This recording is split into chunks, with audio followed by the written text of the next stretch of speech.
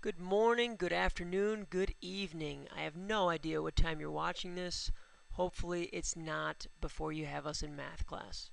Folks, this is your first video of the year, and we'd like to start off with rational numbers. Just as a reminder, rational numbers are any numbers that can be expressed as a fraction. So for example, -6 can be expressed as a fraction. -3/5, of course, that's a fraction. 2 and 7/9, it's a mixed number. That can be converted into an improper fraction if you remember correctly.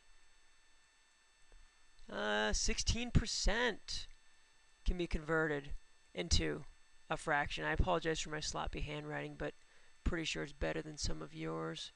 0.7 repeating can be converted into a fraction. These things, although they don't all look like they're rational numbers, they don't look like fractions immediately, since we can change them into fractional form, like this guy right here, they are considered to be rational numbers. So, in our first example here, we're going to talk about how to convert a number in fractional form, into a decimal. Okay, we're going to talk about going the other direction later in the week, but this can be very useful to be able to convert from one form to the other. So, for starters, it says decide if this number is rational, then write it as a decimal. So it tells us to do two things. Let's break it down into two steps here. Our first step, we want to determine if that's rational. Well, to do that, let's see if we can convert this number into an improper fraction. I know we can, but we're going to review that anyways. So in case you forget, the trick here is to take the number out front, the whole number, the 2, and forget about the negative number for a second. Actually, you can bring the negative down here so you don't forget that it's there. Now, take the whole number, just the 2, and say 2 times our denominator, 2 times 5, is 10. And then take that 10 and add the numerator to it. So 3 plus 10 is 13. That becomes our new numerator, and our denominator stays the same. So if you remember correctly, that's the trick to convert a mixed number into an improper fraction. And you would all tell me, yes, that is, in fact, a rational number. Okay? Step 2 here. We need to write this as a decimal. So, if you can remember back to the days of long division, that's right, I said it. In order to change a fraction into a decimal, we need to remember our long division. So, once again, forget about the negative for a second. We know our answer is going to be negative. So, if you would, let's write this out here. 13 divided by 5. How many times does 5 go into 13? Well, I would say twice. And the 2 times the 5, that is, the product is going to be 10. Now let's subtract. Our 13 minus 10 is going to be 3.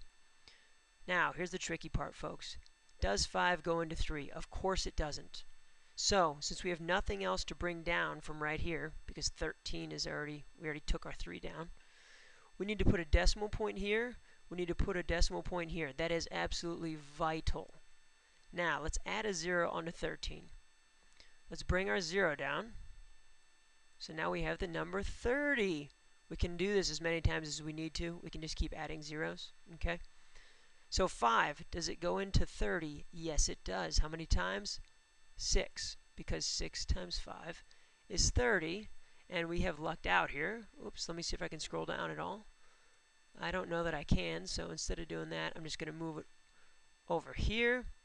5 goes into 30 6 times.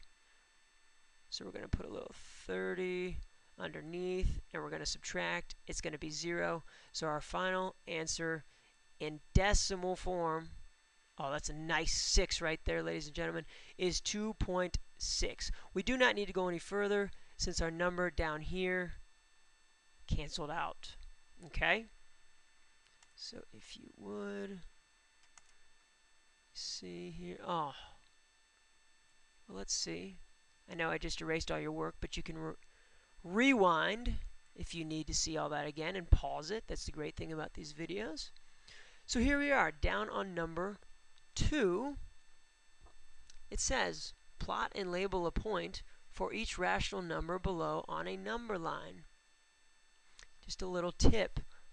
And hey, please write this down. Just because it's not on the paper doesn't mean you can't write it down. Sometimes it's easiest when we convert all of these numbers, if they're not in the same form, to the same form. So for instance, what we have here is a couple numbers written as fractions and also maybe not in simplest form. And then we also have a percent. We have some square roots. So let's simplify these. Let's write them in all in one form. And I'm going to choose to write them as decimals. You can write them as fractions, decimals, whatever. But I think it's easiest to go this way. So negative 2 over 2 is the same thing as negative 1. That's a comma, believe it or not. 1 and 1/2 can be written as 1.5. Everyone knows that. 72.5%. If you want to convert that into decimal form, like we've talked about in class, you got to move that decimal point 2 spots over, and the result is your decimal. 0.725. Okay, this guy is already written in decimal form. 0.025. Man, I got to figure out how to write neater, guys. I'm sorry. The square root of 4, you all know, is 2.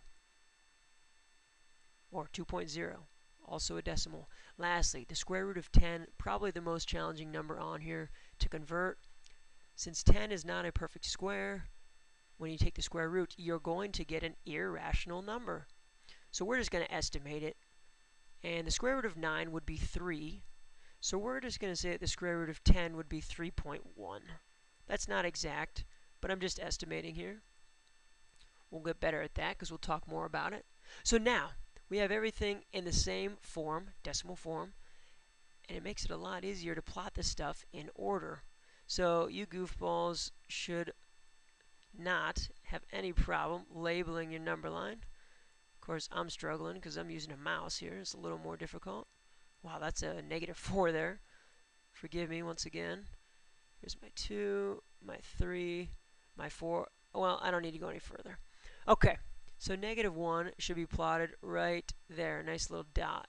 And if I were you, I would label it negative 1. The only reason I'm telling you to do that is because, for instance, when you plot negative 1.5 and you put it right there, you got to allow for a little human error. So now when you tell me that guy is 1.5, even if I think it looks like negative 1.3, at least you clear it up with the label. 0.725 is almost 3/4. So I'm going to put a little dot right there. I'm going to label this guy 0.725. Negative 0.25 is the same thing as negative 1/4, so it's going to be about right there. And once again, that was not the best dot, but since I'm labeling it, it's okay. I'm going to be saved. Negative 0.25. We've got the number 2. Of course, that goes right on the number 2. Boom. 2. And 3.1 is going to be, we'll just say it's about right there. Once again, not perfect. I apologize. All right, folks. So we're going to talk more about this in class, but hopefully you've taken away from this how to convert how to convert fractions into decimals. And if you feel like you need to, go back, rewind, spend another 2 or 3 minutes watching some of the parts again. Okay? We look forward to seeing you in class tomorrow.